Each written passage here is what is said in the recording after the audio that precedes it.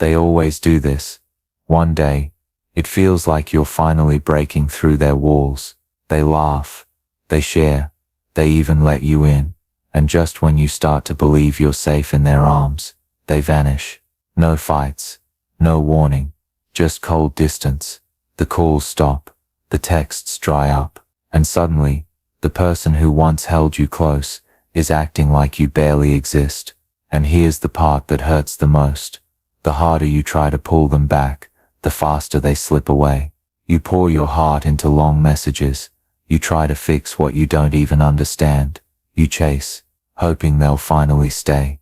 But instead they pull further. You've been taught that love means proving yourself. But with an avoidant partner, the rules are different. In fact, the more you chase, the more invisible you become. So let me ask you this. What if everything you've been told about winning back an avoidant is a lie? What if the real secret isn't in doing more, but in doing less? Because avoidants don't come back when you beg. They don't return when you explain. They return when something inside them feels unsettled. When your energy shifts so dramatically, they're forced to notice. And that shift, it happens through 5 secret behaviors. Behaviors so counterintuitive, so hidden, that almost no one talks about them. But when you embody them, avoidants feel something they can't resist. Curiosity, fear of loss, and an unexplainable pull back toward you. I'm about to reveal exactly what those behaviors are. And once you understand why they work, you'll stop asking, why don't they love me? And start realizing, they're the ones chasing me now. Stay with me, because what you're about to hear will flip everything you thought you knew about avoidant love upside down. It always starts the same way. One moment, they're right there, laughing with you, sharing secrets, touching your hand like you're the only person in the world. And then, without warning, silence. No fight, no closure, just absence. You keep staring at your phone, refreshing, hoping. Every vibration makes your chest jump, only to find it's just an email, a random notification. Not them, never them. And in that silence, your mind becomes the loudest place. Did I say something wrong? Were they ever even serious? Why do I feel like I'm the only one fighting for this? Nights drag on. The bed feels colder, heavier. You scroll through old pictures just to remember what it felt like when things were good. Friends tell you block them, forget them, you deserve better. But your heart whispers back, what if they just need time? What if this is the test before the happy ending? So you wait, you bend, you beg, silently in your head, and still, nothing. Here's the cruel part. The more you want them, the more you chase in your thoughts, the more they disappear. Avoidants don't run because you're unlovable. They run because closeness feels like pressure, and every ounce of energy you throw their way, they feel it like weight pressing down on their chest. But then something shifts, not in them, in you. The day you finally get tired of waiting, the day you decide, I can't keep handing my peace to someone who disappears. The day you stop chasing, stop proving, stop begging for what should have been freely given. And that's when the phone lights up. That's when their name flashes on the screen. That's when the same person who left you in pieces suddenly reappears, whispering, I miss you. But listen carefully. This isn't fate. This isn't destiny. This isn't proof of love. This is proof of psychology. Avoidants don't come back when you chase. They come back when you stop. And if you know the exact behaviors that trigger that shift, you'll never have to beg for love again. Because in the next part, I'm going to expose the very first of those 5 secret behaviors, and once you hear it, you'll understand exactly why they can't stay away. Let's be brutally honest. When they started pulling away, what did you do? You chased. Because that's what love taught you, right? If someone drifts, you hold tighter. If someone slips, you grab harder. If someone stops speaking, you speak louder. But here's the cruel twist. With avoidance, the harder you hold, the faster they run. Think back. Every unanswered text. It didn't pull them in. It pushed them further. Every long paragraph you sent, pouring your soul out. It wasn't met with gratitude. It was met with silence. And every time you told yourself, if I just prove how much I care, they'll stay, they slip deeper into distance, and you start blaming yourself. Maybe I'm too needy, maybe I should have played it cooler, maybe I'm just not enough. Stop right there, because this isn't about you not being enough. It's about how avoidants are wired. To an avoidant, closeness doesn't feel like love. It feels like pressure. And when you chase, when you demand, when you prove, you don't soothe them, you suffocate them.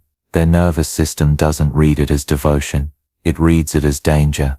So they run, not because your love was weak, but because your chase made their fears louder. Now here's the dangerous part. Every time you chase, you're also teaching them something, that they can disappear and still have access to you, that they never have to face their own fears, because you'll keep doing the emotional work for both of you. This is why chasing never works. In fact, it cements the very cycle that breaks you. But here's where the power shifts. The moment you stop chasing, the moment you reclaim your energy and lean back, their system feels something different. Not pressure, not suffocation. For the first time, it feels space, safety, and in that space, something flips. Curiosity creeps in, longing returns, and suddenly the avoidant who vanished starts circling back, not because you begged, not because you proved, but because you triggered the one thing that actually pulls them in. And here's the secret. There are 5 very specific behaviors that make this shift happen, instantly.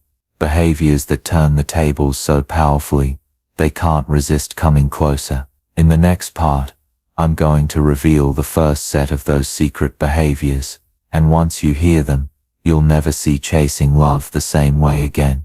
You've been told love means chasing, but with avoidance, chasing is the very thing that kills connection. So how do you flip the script? By mastering 5 secret behaviors that pull them back, without you lifting a finger to beg. Here are the first 3. Behavior 1. Emotional detachment. That feels mysterious. Picture this. They vanish for days. Normally you'd panic, flood them with texts, spiral into overthinking. But this time, you don't. You stay calm, composed, almost unreadable. You don't post cryptic stories. You don't demand explanations. You carry yourself with quiet strength, and suddenly they feel something they didn't expect. Unease. Wait. Why aren't they reacting? Why aren't they chasing me like before? That's the power of emotional detachment. It doesn't mean you stop caring. It means you stop bleeding your emotions all over them. That calm mystery flips their internal wiring. Because for avoidance, intensity equals sign pressure, but composure equals sign safety, and safety is magnetic. Behavior 2. Living your own life fully. Avoidants hate being the center of someone's universe, because it feels like chains. But when they see you living fully, something cracks open inside them. You're out with friends. You're building projects. You're glowing in pictures where they're not even there, and that image burns into their mind. Instead of thinking, they need me, they start thinking, wait, do I need them? Your independence flips their fear into fascination, because now, you're not orbiting their life, they're watching yours from the outside, terrified they're being left behind. And that's the irony. The second you stop living for them, they start craving you more than ever. Behavior 3. Controlled availability. Here's the trap. Most fall into the second the avoidant returns. You drop everything. Midnight text. You reply. Random call. You cancel your plans. And what happens? They slip right back into taking you for granted. Controlled availability changes the game. You're not cruel. You're not ignoring. You're simply not always there. When they message, sometimes you're busy. When they call, sometimes you let it ring and get back later. Not out of pettiness, but out of self-respect. And that shift hits them hard. Wait, why don't I have instant access anymore? What changed? Scarcity creates value, and suddenly, your presence feels like a privilege again, not a guarantee. That's the kind of subtle power avoidance can't resist. Do you see the pattern? Emotional detachment creates mystery. Living fully sparks curiosity. Controlled availability forces respect. These three alone make an avoidant stop running. But here's the kicker. The next two behaviors don't just pull them back. They lock the shift in place so deeply that the runner becomes the chaser. And once you learn them, you'll never beg for closeness again. You've already seen how mystery, independence and controlled access flip the dynamic. But let's be real. Without the next two behaviors, the cycle snaps right back. The avoidant runs, you chase, and the heartbreak repeats. These last two, they're not just nice to have. They're the lock on the door that keeps the new dynamic in place. Miss these, and nothing sticks. Master them, and the runner becomes the chaser. Behavior 4, calm responses. Instead of emotional outbursts, here's the cold truth. Avoidants don't run from love. They run from fire, emotional fire, explosions, confrontations. Think about it. Every time you've cried in rage, every time you've unloaded paragraphs at 2 a.m., every time you've begged them to just talk to me, their brain didn't hear love. It heard danger. But now picture this. They cancel on you last second. Old you would have snapped. New you smile, breathe, and say, all right, I'll catch up later. I've got plans. Do you feel that shift? Because they do. In that silence, their mind races. Wait, why aren't they freaking out? Why aren't they chasing me? Did they stop caring? That calm composure slices deeper than any outburst ever could. It unsettles them, hooks them, pulls them back in. Because for once, you're not confirming their fear that intimacy equals chaos. You're rewriting it. You're showing them intimacy can feel like peace. And peace, that's the one drug avoidance can't resist. Behavior 5, boundaries that don't bend. This is the ultimate game changer. The difference between getting temporary attention and permanent respect. Avoidants are masters at testing limits. They'll disappear, resurface, breadcrumb, charm, repeat. And if you keep letting them in, with no rules, no standards, they'll keep dancing on the same loop. But when you set boundaries, everything changes. They vanish for 2 weeks. You don't reward it with warm arms. You keep moving. Let them feel the cost. They push for intimacy 1 second, and ice you the next. You don't collapse. You calmly say, that doesn't work for me. At first they'll resist. They'll push harder, trying to find the old version of you, the one who bent, begged, bled for scraps. But when you hold the line, their respect snaps into place. Because here's the paradox. The very thing you're most afraid of, losing them by standing firm, is the only thing that makes them stay. Boundaries create gravity. They flip you from being optional to being non-negotiable. And in that shift, the avoidance stops testing. They start choosing. Do you see it now? Calmness isn't weakness, it's power. Boundaries aren't walls, they're magnets. Together these last two behaviors seal the deal. They stop the endless cycle of chasing and running, and make the runner fight to stay close. And here's the kicker. Once you master all 5 behaviors, the avoidant dynamic doesn't just change. You change. You stop begging for closeness, and start commanding it. Let's pull back the curtain. Avoidants don't vanish because they hate you. They don't ghost because they never cared. And they don't run because love scares them. They run because pressure does. Every unanswered call, every long paragraph, every tearful, please just talk to me, in your heart, it was love. But in their nervous system, it was danger, alarm bells, a cage closing in. So what do? The only thing their body knows how to do: escape, shut down, disappear. But here's where it gets fascinating. The second you stop chasing, the second you shift into those secret behaviors, their nervous system feels something it hasn't felt in a long time: space. And space to an avoidant feels like oxygen. Think about it. When you detach emotionally, you suddenly become mysterious. Their brain whispers, why aren't they chasing me anymore? Did I lose them? When you live your own life fully, they see freedom, not chains. Wait, Being with them doesn't mean I'll be trapped. When you respond calmly, instead of exploding, their fear rewires. Maybe intimacy isn't danger. Maybe it can feel safe. And when you hold boundaries firm, that's when the shock hits. They don't need me. They're choosing me. That single realization flips everything. Because here's the brutal paradox. Avoidants are starving for connection, but terrified of closeness. Push, and they panic. Give space with strength, and suddenly, they lean in. It's not magic.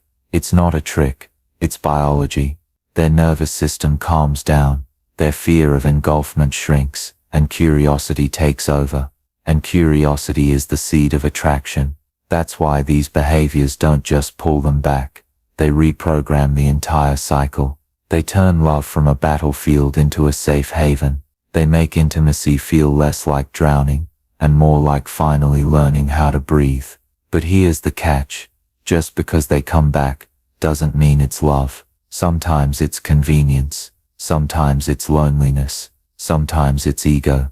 And unless you know how to tell the difference, you're walking straight back into the same heartbreak that once broke you apart. In the next part, I'm going to hand you the exact test, the questions, the signs, the proof that reveal if their return is real transformation, or just another round of the same cycle. Picture this. Your phone lights up at 1:14 a.m. After months of silence. 3 words glow on the screen. I miss you. Your stomach flips. Your chest tightens.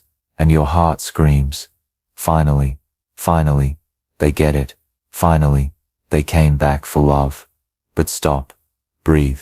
Ask yourself if it's really love. Why now? Why not when you were crying yourself to sleep? Why not when you begged for answers? Why not when you were breaking apart alone? Here's the brutal truth. Avoidants don't usually come back for love. They come back for relief. Relief from loneliness. Relief from emptiness. Relief from their own ego cracking. Sometimes it's loneliness.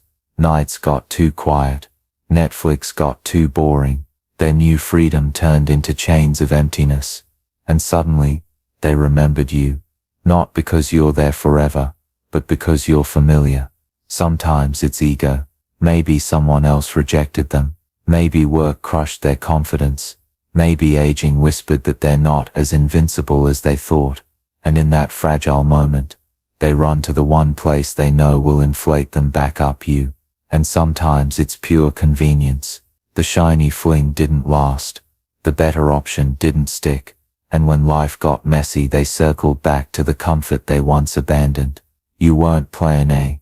You were the backup plan. And here's where the trap snaps shut. Because in that moment, your brain mistakes weakness for love. Your heart mistakes nostalgia for change. Your soul mistakes convenience for destiny. And without realizing it, you hand them the same key they once used to lock you in pain. The cycle restarts silent. Distance excuse avoidance.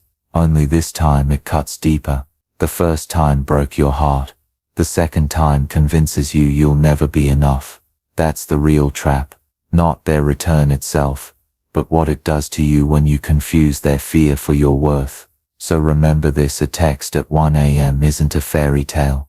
It's often just proof that their life fell apart, and you're the easiest escape hatch.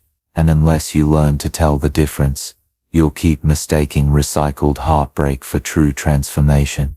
In the next part, I'll give you the exact roadmap to expose whether their return is real love, or just another setup for the same destruction.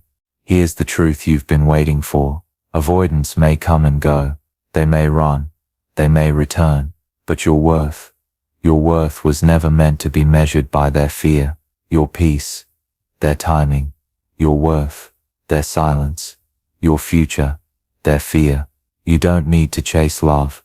You don't need to beg for attention. You don't need to keep recycling heartbreak, hoping one day it will magically turn into healing. Because real love doesn't vanish when things get hard. Real love doesn't punish you with silence. Real love doesn't leave you second-guessing your value. And let this sink in.